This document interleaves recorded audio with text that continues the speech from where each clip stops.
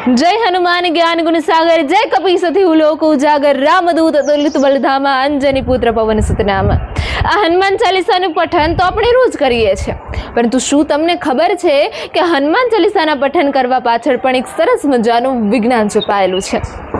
તો ન્યુરોસાયન્સ અને EEGના રિસર્ચ મુજબ એવું કહેવામાં આવે છે કે જ્યારે આપણે હનુમાન ચાલીસાનું લયબદ્ધ પઠન કરીએ ત્યારે આપણા મગજની અંદર આલ્ફા વેવ્સ ઉત્પન્ન થાય છે કે જે આપણા સ્ટ્રેસ અને એન્ઝાયટી લેવલમાં ઘટાડો કરે છે અને ફોકસ સુધારવા માટે હેલ્પફુલ થાય છે।